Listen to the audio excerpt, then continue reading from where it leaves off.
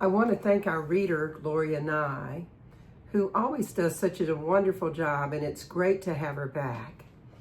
And Karen Drucker and our CSL music team for the wonderful music that supports the message today.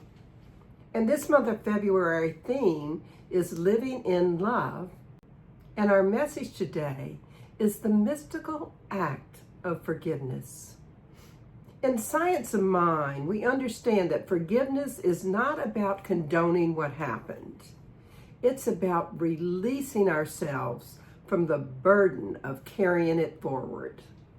As Holmes reminds us, beyond this body and deeper than this mind, there is a perennial wellspring of life which can flow through us to eternal givingness and to everlasting forgiveness.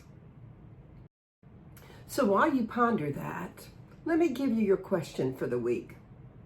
What is the one choice you might make today to be the change you want to see in the world? To see wholeness, not divisions, and to love and accept what is. One more time. What is the one choice you might make today to be the change you want to see in the world? To see wholeness, not divisions, and to love, forgive, and accept what is. And I am so delighted that Reverend Catherine Bonin is here today to remind us with stories and a beautiful message how to bring more forgiveness to our lives.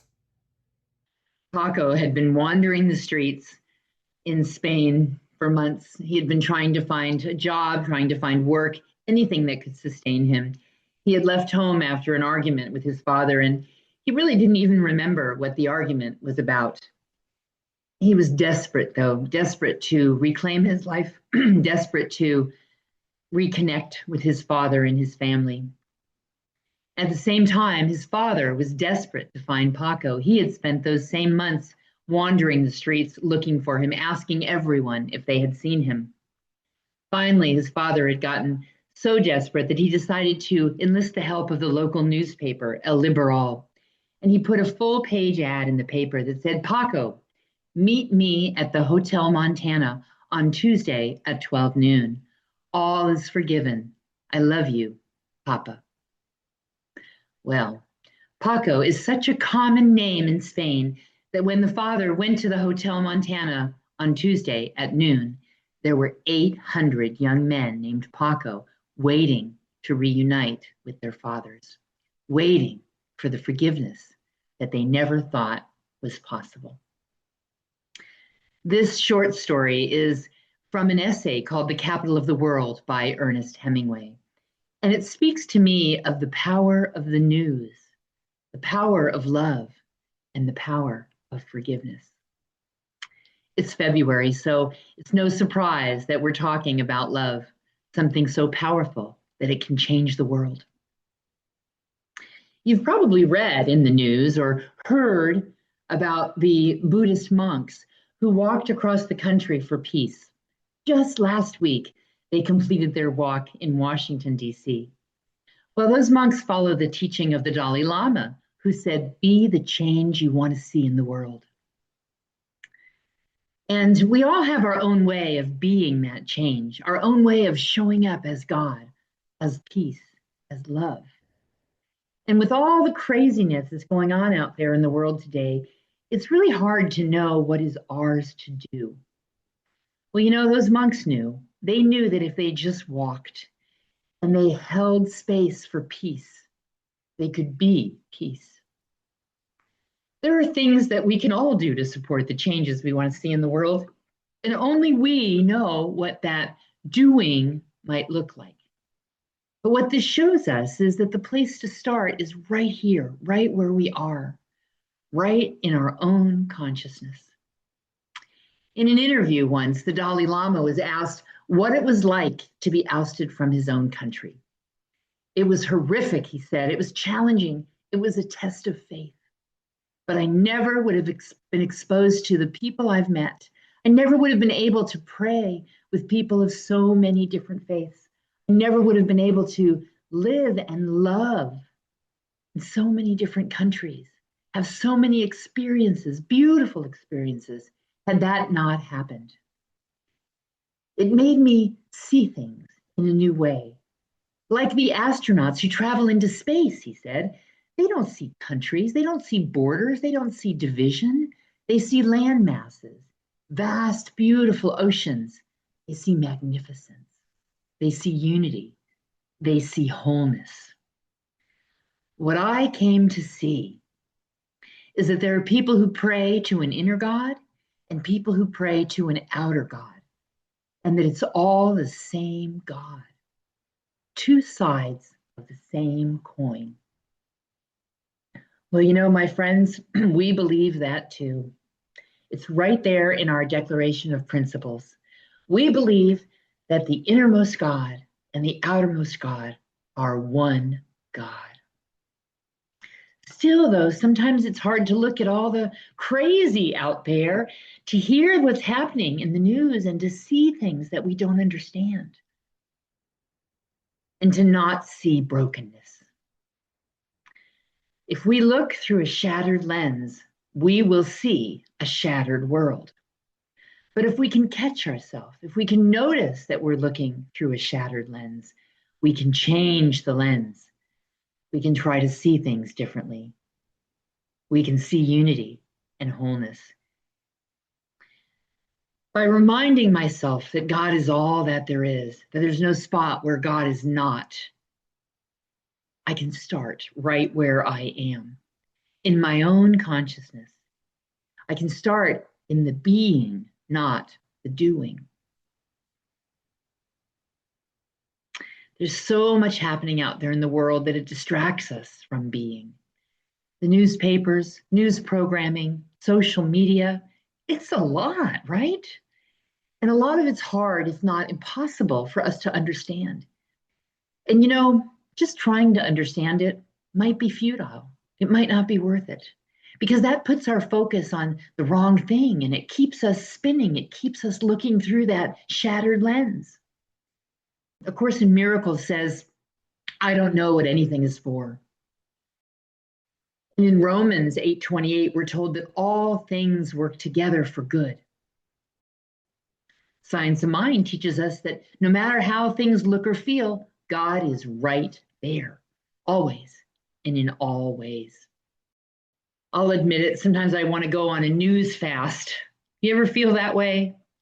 The world seems to be a huge mess.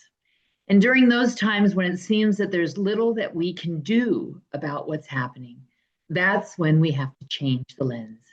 We have to pay attention and move into spiritual practice so that we can be the change.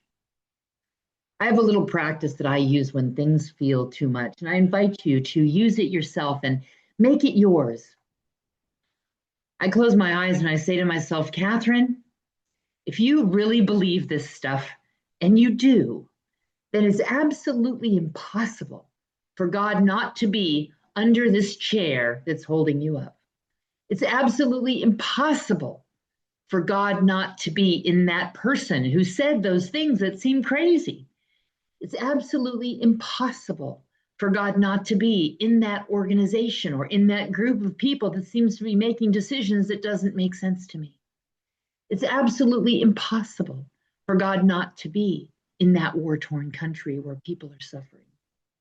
Because there is no spot where God is not. And I do believe this to be so. I believe that God is right here in the middle of this situation right now. So what if instead of watching the news, we were to make the news a spiritual practice? What if we were to pray the news? When I was in ministerial school, Reverend Dr. Michael Beckwith had us do an exercise where we all cut out headlines of the newspaper, and we put the headlines, disturbing headlines, in a basket. And then he passed the basket around again, and he had us each pull a headline out, and he had us pray over that headline, knowing the highest and best outcome. It was really hard. It was really hard because some of those things felt horrific. Still, it was an amazing exercise. to move into that place in universal consciousness, into that place in oneness, and pray about that situation, understanding and knowing that we don't know what it's for, but we know that God is in the middle of it. A Course in Miracles also tells us that everything is either love or a call for love. So the things that disturb us are a call for love. What if we could see those things through a new lens as a call for love, as a call for forgiveness? What if, when picking up the newspaper or reading our social media feeds or watching the news on television, we were to simply see those situations and experiences as a call for love and move into prayer? I try to do it and I still get caught up in the spin, if you will.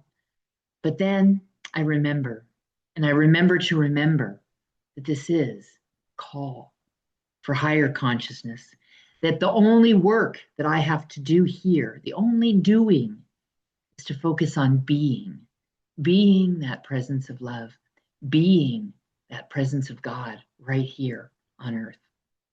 What if we were to use those things as opportunities to shift our own consciousness and see through a new lens?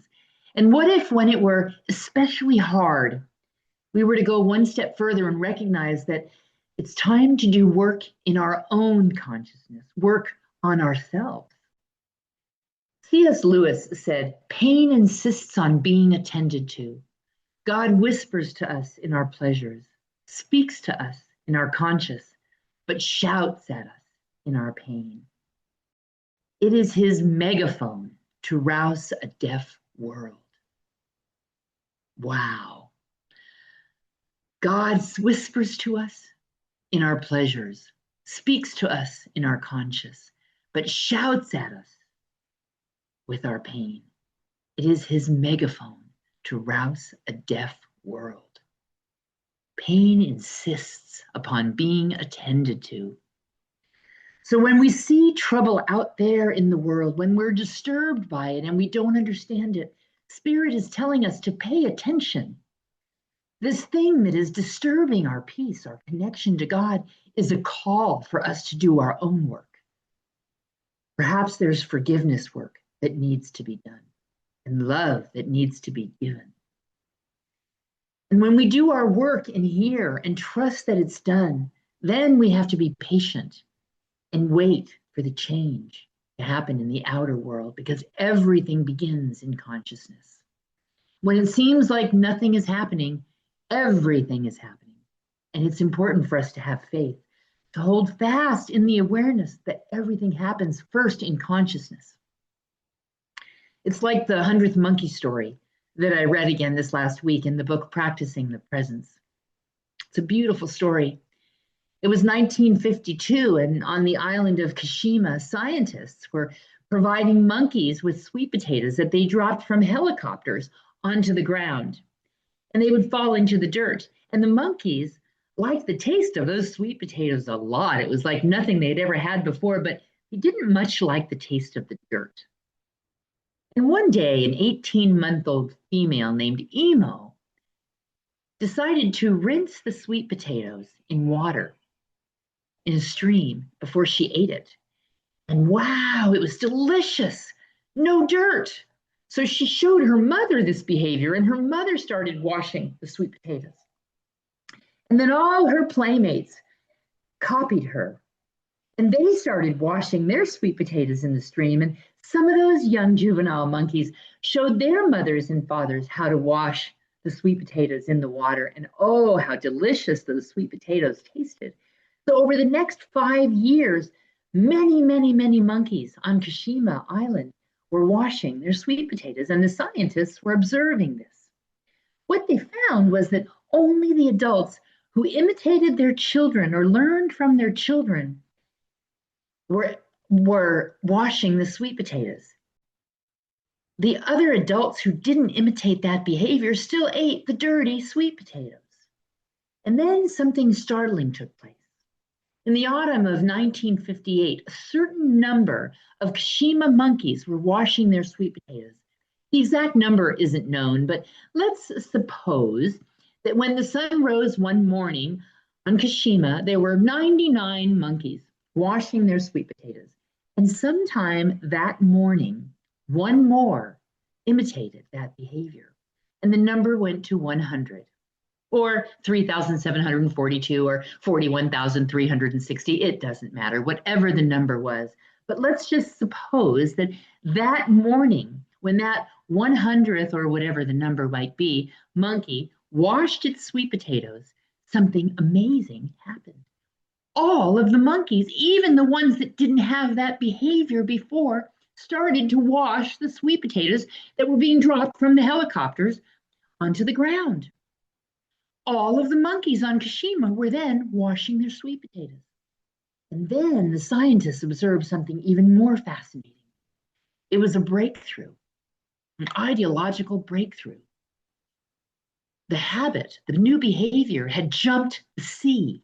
Scientists watching monkeys on other islands were noticing and reporting that those monkeys all of a sudden were washing sweet potatoes before they ate them.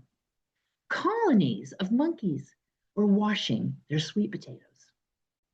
You see, science had proven that there's a morphogenetic field, that field of oneness. We believe that there's only one mind, that what's known in one place in consciousness is known everywhere. So when enough people are operating at the same frequency, the frequency of peace, for example, peace is experienced. When enough monkeys are washing their sweet potatoes, all of the monkeys wash their sweet potatoes. The frequency had shifted. We call that the law of majority. It's a specific universal law that we believe in, and it has been proven in science over and over and over, the existence of that morphogenetic field. Think about it. How hard was it for you to learn how to use a computer or an iPhone or an iPad? It was hard for me. Now think about your grandkids or your great-grandkids. They just seem to instinctively know, right? It's easy for them. This is that morphogenetic field. What's known in one place in consciousness is known everywhere. And that when a certain frequency is reached on the planet, that frequency extends, that knowledge is shared with everyone. So back to what's happening in the world today. It's a lot and it can feel overwhelming. So what if we were to watch the news actively with purpose? What if when reading or hearing the news, rather than letting it disturb our peace, we were to make it a spiritual practice, like studying sacred scripture, listening to sacred music, meditating, or prayer? That starts with being fully present with the experience. We can't pretend it's not happening. We can't bury our head in the sand, if you will. We have to be present with it and know that life is a mystery. It's not a problem to be solved. There's not something that we have to do about it. Instead, it's a paradox. It's an opportunity for us to go deep into the heart of compassion without any kind of an agenda or any kind of an attachment to the outcome. Loving what is, accepting what is. I want to talk about how loving what is and accepting what is can make it easier for us to forgive ourselves and other people, those that we feel are doing or have done wrong, so that we can step into that flow of givingness. We can raise the vibration and the frequency of life on this planet. There's an old Korean proverb, kick a stone in anger, hurt your foot. I love this one because if you think about it, the stone didn't do anything except be what it is, a stone. But kicking the stone not only hurts your foot, but it creates more of the anger that caused you to kick the stone in the first place. It's not the anger or the stone that needs to be forgiven. It's our interpretation and our experience of what happened. Because as long as we think that the cause of our problem is someone or something out there, and that someone or something out there is responsible for our suffering, the situation is hopeless. It means that we will forever play the role of victim, and there will always be someone or something to forgive. In Byron Katie's book, Loving What Is, she says that stress is not caused by the people around it, but by our own interpretation of it. She also says that while we think that most illness comes from stress, illness is self-imposed. Stress is self-imposed. That the number one killer in the United States isn't smoking, it isn't stress, it isn't a lack of exercise, it's not eating well, it's heart disease. And heart disease starts with an angry, hostile heart. That's what causes the stress.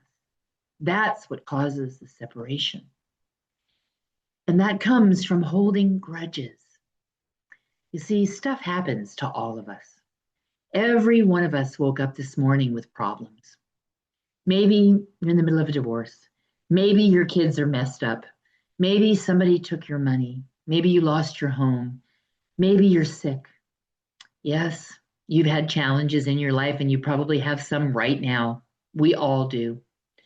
We all woke up this morning with stuff that's difficult. This is our opportunity to get over it, because hanging on to that stuff isn't serving us.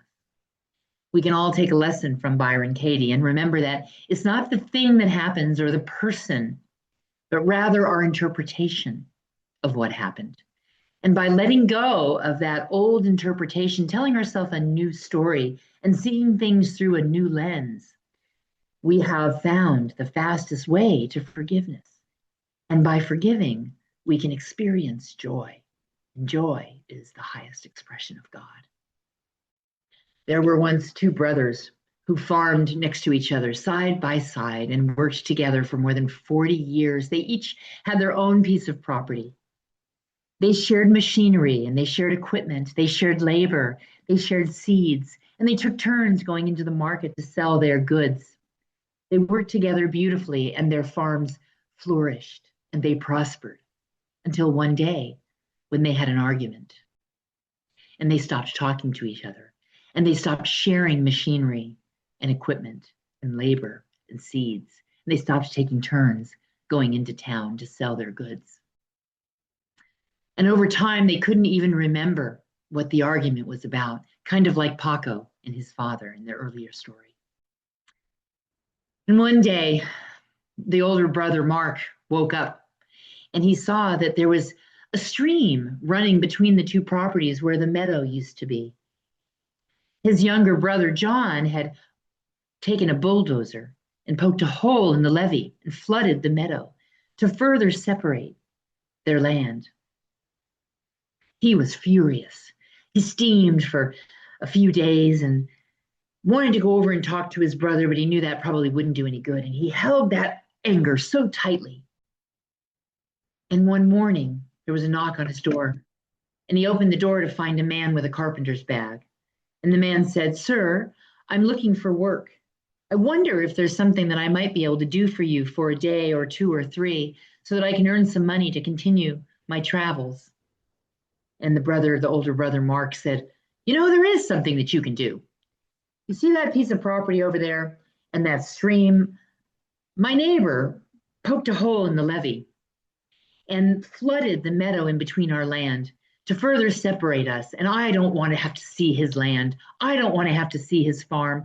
I don't want to have to see his house. And I certainly don't want to ever have to see him. So I wonder if you would build a fence for me. I've got a pile of wood right there next to the barn. It should be plenty. And I'd like that fence to be 10 feet tall because I don't want to be able to see him, his property, his farm, or his land. I don't want to see anything about him." Well, the carpenter said, "I can do that." And so he started to haul those pieces of wood and to go through that wood pile. And Mark had to go into town to sell his fruits and vegetables. And he came back late in the evening. And when he returned, he looked over and he saw that instead of a fence, the carpenter had built a bridge. And at the other side of the bridge, he saw his brother running across the bridge. And so Mark ran over to the bridge and he too ran to the center of the bridge, and the two brothers, Mark and John, embraced. And in that moment, everything was forgiven. And they turned to look at the carpenter who was walking down the driveway. And they said, "Wait, wait, wait." The older brother said, "Sir, don't go. We have more work that you can do." And the carpenter turned around and said, "I must be on. I must be going. You see, I have many, many more bridges to build."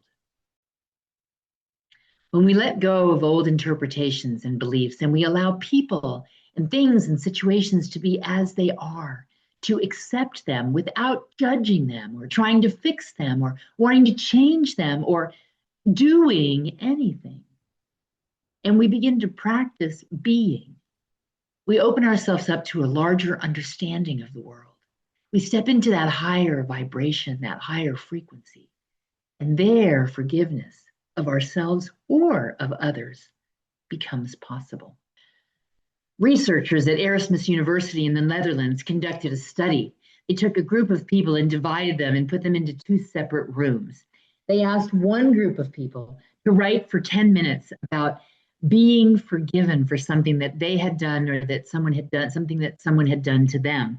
They had asked them to write about how it felt to forgive someone or to be forgiven. And they asked the second group to write about how it was to hold a grudge, to be angry with someone, and to not forgive.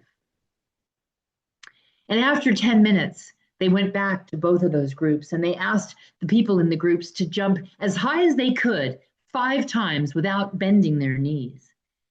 And what they discovered was that the forgivers, those that forgave other people or were forgiven for something that they had done, jumped an average of 11.8 inches, almost a foot into the sky without bending their knees. While the grudge holders jumped less than 8 inches average. A huge, huge difference and a startling illustration of how forgiveness can actually unburden us. Forgiveness can actually make us lighter. I think that the first step in forgiving is recognizing that we're not victims, that no one can do anything to us. And by knowing that, it can take the sting out of what we think happened, and it can begin to raise our frequency or our vibration. Because when we look at the world through a shattered lens, we see a shattered world. Byron Katie in Loving What Is also says, "When I argue with reality, I lose, but only 100% of the time." Oh, I love that. Looking through the world through a shattered lens is arguing with the world. It's seeing separation. It's arguing with reality. It's arguing with what we know to be true in our very core. It's arguing with what we really believe to be true about life. And by letting go of that need, we're able to step into the healing power of love and forgiveness. And it looks different in every situation. It can be hard, especially if we don't understand what or why someone or a group of people are doing what they're doing. But the truth is, it is possible. And love has the possibility and the ability to change us.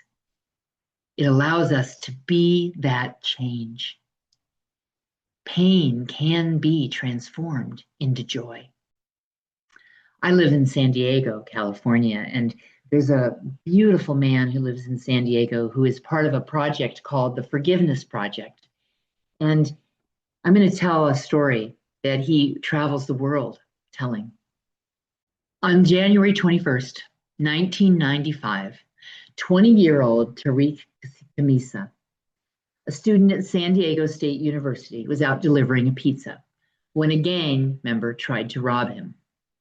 Things escalated, and 14-year-old Tony Hicks shot and killed Tariq Kamisa. The trial took over 2 years. When it was over, Tony became the youngest person in California at the time to be charged as an adult. He was sent to a maximum security prison at 16. And over the next 3 years, Tariq Kamisa's father, Azim, worked through his grief and his anger, and he came to realize that there were victims on both sides of that gun. And as part of his personal healing journey, he reached out to Tony's grandfather and guardian, Play Felix. And Azim and Play developed a friendship, and they worked side by side to start a restorative justice foundation in Tariq's name. And then Azim went to Folsom State Prison to meet Tony. He went again and again, and he began to advocate for him. He visited him regularly in prison, and he became like a surrogate father to him. Can you imagine that? Being like a father and loving and supporting a young man in prison who killed your son? Wow. Well, in 2019, at the age of 39, Tony Hicks was released from prison. He now works as a plumber, and he volunteers his time with the Tariq Kamisa Foundation, a nonprofit international foundation that Azim and Play started, dedicating to stopping children from killing children.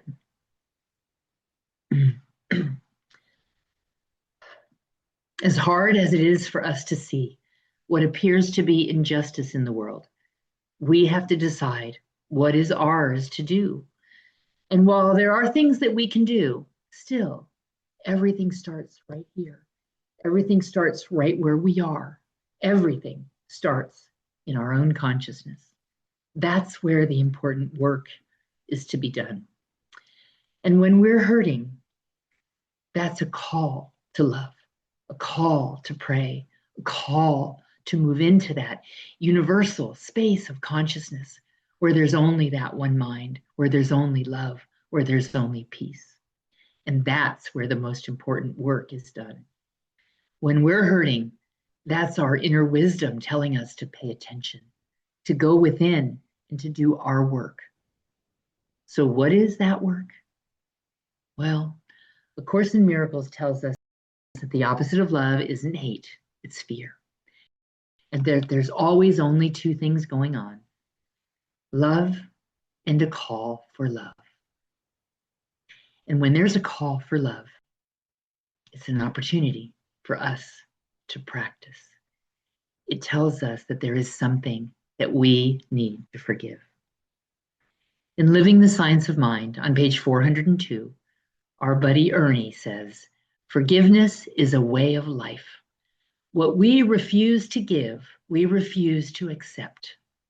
Nothing is more important than we learn how to forgive ourselves and others. And as hard as it may be to believe, forgiveness is available for everyone.